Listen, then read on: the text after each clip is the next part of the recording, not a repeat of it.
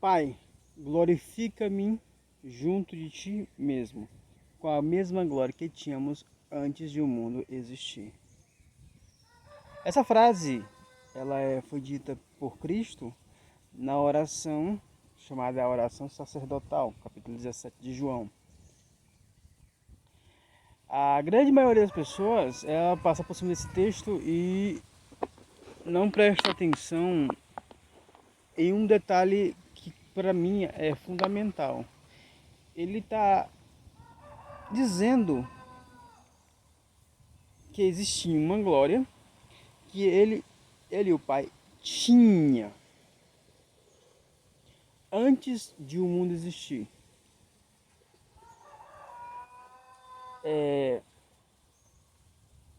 As pessoas não fazem a seguinte pergunta: o que aconteceu com Deus após a criação do mundo?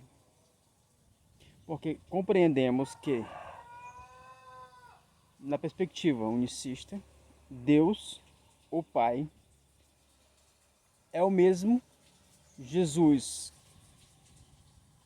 que é a revelação do Pai, que é invisível, né? A revelação. No modelo trinitário, são duas pessoas, né? Desde sempre. No modelo unitarista, Jesus e o Pai são duas pessoas e Jesus é como um gerente de Deus, né? O gerente criador, o gerente, né? Porque ele recebeu autoridade, tal, né? Várias questões.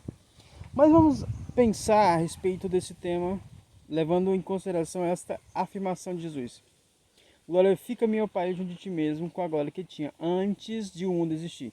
Então, claramente, ele está nos afirmando que existia uma glória antes de o mundo existir, que após a criação do mundo não tem mais. Havia uma glória antes de o mundo existir, que após a criação não tem mais. Houve uma coisa, houve um fator. Aí vamos analisar do ponto de vista de João, que chama Cristo de o Verbo de Deus. Analisando a expressão da palavra falada, Jesus é a palavra falada de Deus, certo? Vamos enxergar a seguinte: Deus criou todas as coisas através da sua palavra. Deus falou e veio a existir. E veio a existir por causa da materialização que a sua palavra causou na realidade, que nós hoje chamamos de realidade. Ou seja, ele criou uma realidade. Então essa palavra que Deus, quando introduz, ou seja, pronuncia ela, cria uma realidade. A palavra não é simplesmente um vento, um sopro simplesmente, mas é uma energia criativa, criadora. Então, se a gente vamos analisar filosoficamente, usando essa terminologia, Cristo, a palavra, o verbo, a vida de Deus, como é a expressão que é sempre dada a respeito de Jesus. Como o apóstolo João disse, nós tocamos na palavra da vida. Ele é a vida eterna. Ele é o verbo que estava com Deus e era Deus. Então, desse ponto de vista, vamos trabalhar com essa perspectiva. Então, quando Deus diz haja luz, haja isso e aquilo outro, criando, esta palavra que sai da sua boca, ela vai criando realidades quando passa. Ela vai criando a realidade que temos hoje. Do ponto de vista filosófico, analisando Deus, Deus está fora do tempo, está fora do espaço, está fora da realidade criada. Ou seja, ele é antes de qualquer coisa ser criada, certo? Então, se ele é antes de todas as coisas criadas, então todas as coisas criadas está, entre aspas, fora do seu próprio espaço de ser, né? Então ele existe fora do espaço-tempo. Mas a palavra que foi enviada, ela criou a realidade e está dentro da realidade criada, porque ela vai modelando a realidade criada. A palavra de Deus está modelando a realidade, ela vai criando, ela vai dando vida a todas as coisas. Desse ponto de vista, podemos enxergar uma coisa. É como se aquela expressão que o João usa, né? No princípio era o verbo estava com Deus e o verbo era Deus. É mais ou menos assim. No princípio, a palavra e Deus é a mesma pessoa. Não eram duas pessoas, é a mesma pessoa. Mas a partir do momento em que ela foi falada, ela foi expressada, o Deus invisível e imortal, que habita na luz inacessível, a qual nenhum olho pode ver, a qual ninguém nunca viu, como Jesus disse, ninguém nunca viu. Ele está em uma realidade fora do tempo e espaço. Mas a sua palavra, ela está presente na realidade criada. E essa palavra é que dá forma ao mundo visível e que comunica a sua vontade na realidade. Então, quando vemos Yahvé no Velho Testamento, Moisés viu as costas de Deus, mas Jesus disse: ninguém nunca viu a Deus o Pai. Então, quem Moisés viu pelas costas foi a palavra de Deus.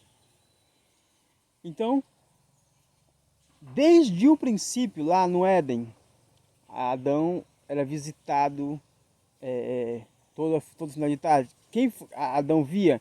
Ele via a palavra de Deus. Então, desde o princípio, a palavra de Deus é que está comunicando ao homem a vontade daquilo que é vontade de Deus, o Pai. Quando falando assim, podemos fazer uma reflexão mais profunda, tipo assim, não, é como se Deus não tivesse, não pudesse visitar essa realidade. Na verdade, ele poderia. Só que existe uma questão fundamental aqui. Ninguém pode vê-lo na sua glória. Como o apóstolo Paulo disse, ele habita na luz inacessível, da qual nenhum olho pode ver. Não dá.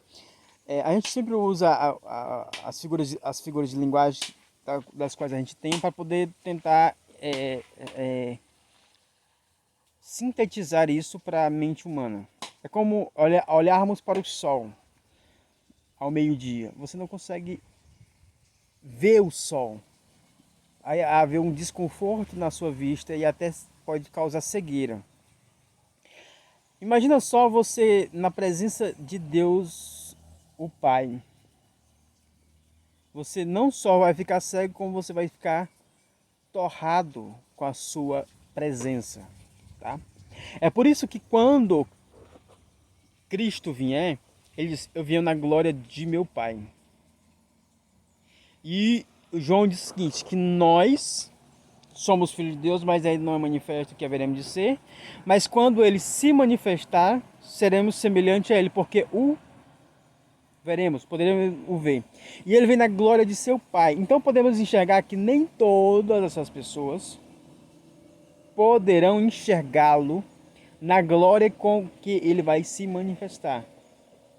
Na plenitude que ele vai se manifestar. Então, nem todas as pessoas poderão enxergá-lo. Isso significa dizer que há uma glória indizível, né, mas assim, uma glória extrema, uma glória no sentido de poder, majestade, luz, né, que a gente não consegue captar. A nossa natureza pecaminosa, né, que é a natureza mortífera, natureza corruptível, ela não consegue estar na presença de Deus sem ser consumido. Então vamos lá. Analisando esse ponto de vista que colocamos aqui, Ele é o Deus invisível que expressou a sua vontade, e a sua vontade foi criando uma realidade, foi criando um nome para si, como diz as Escrituras. Ele criou um nome para si. E ele comunicou isso através de vários profetas. E que agora, nesses últimos dias, disse Escritor aos Hebreus, ele se manifestou pelo Filho, a quem constituiu o herdeiro de todas as coisas, pelo qual também fez o mundo. Observa, ele fez o mundo e deu o mundo para aquele a quem ele usou para fazer. Certo? Ou seja, ele não está falando de duas pessoas aqui. Se você analisar bem, ele não está falando de duas pessoas. Mas a expressão é como se fosse. Porque quem criou o mundo? A gente diz, não, Deus criou o mundo. Usando a sua palavra. A sua palavra e Deus não são duas pessoas distintas. É a mesma pessoa. Por exemplo, eu estou falando, vocês estão me ouvindo, certo? Aqui eu, aqui, ó. Eu sou o eu falando. E as minhas palavras são a expressão da minha vontade, do meu intelecto. Certo? Podemos dizer que são duas pessoas? Obviamente que não. A expressão falada é simplesmente a síntese do meu entendimento sendo comunicada através de ondas sonoras. E essas ondas sonoras, falando de Deus agora, ela se materializou. Se materializou justamente para que aquilo que foi o propósito de Deus desde sempre se concretizasse. Observa só, eu colocarei o meu tabernáculo no meio de vós e a minha alma de vós não se enfadará. Observa só, ele usa isso no Velho Testamento falando a respeito da manifestação de Cristo. O tabernáculo de Deus é Jesus. Quando ele se tabernaculou, né, a palavra se fez carne. Ou seja, ela se materializou. Ela se materializou porque o vínculo, né, o meio pelo qual Deus comunica ou habita, né, é a palavra. A palavra é o meio pelo qual Deus transmite a sua vontade. A palavra. Jesus é a palavra de Deus. Deus habita na sua palavra. E quando vemos isso na prática, no sentido visível, na nossa perspectiva humana, que essa palavra ela se encarnou para que se tornasse o tabernáculo do qual o Deus invisível e imortal, da qual nenhum olho pode ver, ouvir, não pode, né, inquirir, esse Deus absoluto habitou e habita corporalmente em Jesus. Porque ele disse, eu não habito em templos feitos por mãos humanas. Isaías 66. Eu não habito em templos feitos por mãos humanas. Logo, ele mesmo fez um santuário para si mesmo, para que ele pudesse comunicar a sua vontade aos homens na perspectiva que o homem pode enxergar, pode tocar, como disse João, né? Tocar a palavra da vida, que pode experimentá-la como uma amizade, uma pessoa, certo? Então, Jesus se tornou esta casa. E ele não só se tornou essa casa como um indivíduo único, mas ele, Deus, fez isso para que nós possamos compreender qual é a vontade dele a nosso respeito. Que ele quer que nós nos tornemos a imagem e semelhança de Jesus. Nós estamos no processo até lá. E esse processo é um processo intelectual, um processo de dedicação, de fé absoluta em Deus. É claro que isso tudo não vai aniquilar naturalmente, claro, naturalmente, as nossas imperfeições, a nossa mortificação, a nossa, quer dizer, nossa natureza mortífera, né? A nossa natureza corruptível. Mas a nossa capacidade intelectual, a nossa visão, a nossa compreensão, e essas coisas podem ser transformadas, e é para isso que Cristo se manifestou, para que esse novo homem já possa estar sendo gerado dentro de nós. Para que quando ele se manifeste, os nossos corpos venham ser transformados à semelhança do corpo dele. Para que a gente possa experimentar de maneira plena o Deus invisível e imortal em nós. Essa é uma das grandes heranças da qual a palavra de Deus nos dá. Nós nos tornarmos aquilo que Jesus é, para que Deus, o Pai, venha ser tudo em todos. Para que Deus venha agir em nós de maneira plena.